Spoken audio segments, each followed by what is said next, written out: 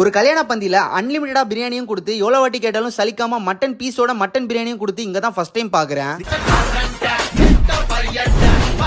ரீசெண்டா மேடவகத்துல நடந்த என்னோட ஃப்ரெண்டோட மேரேஜ் ரிசப்ஷனுக்கு தான் போயிருந்தேன். நம்ம ஃப்ரெண்டோட கல்யாணத்தை விட சோறு தான் முக்கியம்னு பந்திக்கு முந்திட்டேன். சரி, அங்க போனாதான் தெரியுது பிரியாணி போடுறாங்கன்னு. அதுவும் சாதா பிரியாணி இல்லங்க, அத்தன்டிக் ஆம்பூர் ஸ்டைல் விறகடுப்பு மட்டன் பிரியாணி. ஃபர்ஸ்ட் இலைய போட்டு தண்ணியை தொலைச்சு பிரியாணியோட பங்காளியான கத்திரிக்காய் பச்சடி, ரைத்தா, சிக்கன் 65, பிரெட் அல்வா எல்லாம் வச்சுட்டாங்க. அப்புறம் தாராளமா பீஸை வச்சு மட்டன் பிரியாணி எல்லாம் கொடுத்தாங்க. சீரியஸா சொல்றேன், மட்டன் பிரியாணினா இப்படிதான்டா இருக்கணும்னு சொல்ற மாதிரி அப்படி இருந்துச்சு. பீசஸ் எல்லாம் அல்வா மாதிரி வெந்திருந்தது. அப்படியே கொஞ்சமா பீஸ் பிரியாணி எடுத்து ஒரு பைட் வச்சேன். டேஸ்ட் எல்லாம் சும்மா வேற லெவல்ல இருந்துச்சு. அப்படியே பிரியாணியை முடிச்சுட்டு அவங்களோட ஸ்டாலுக்கு போயிட்டு சாலட் ஐஸ்கிரீம் எல்லாம் போட்டு முடிச்சிட்டேன். இவ்வளவு பக்காவா ஆர்கனைஸ் பண்ணி கேட்டரிங் பண்ணது யாரான்னு பார்த்தா நம்ம ஏஆர் குரூப்ஸ் அண்ட் கேட்டரர்ஸ் தான். இவங்க பாத்தீங்கன்னா 500 பேரா இருந்தாலும் சரி, 5000 பேரா இருந்தாலும் சரி, அத்தன்டிக் ஆம்பூர் ஸ்டைல் முஸ்லீம் பிரியாணியா பக்காவா பண்ணி கொடுத்துருவாங்க. இவங்க ஃபுட் மட்டும் இல்லாம வீடியோகிராஃபி, ஈவென்ட் மேனேஜ்மெண்ட்னு A to Z உங்க பட்ஜெட்டுக்கு ஏத்த மாதிரி பக்காவா பண்ணி கொடுத்துட்டு இருக்காங்க. சோ ஸ்கிரீன்ல நம்பர் கொடுத்துருக்கேன், வேணும்ன்றவங்க கால் பண்ணி யூஸ் பண்ணிக்கோங்க.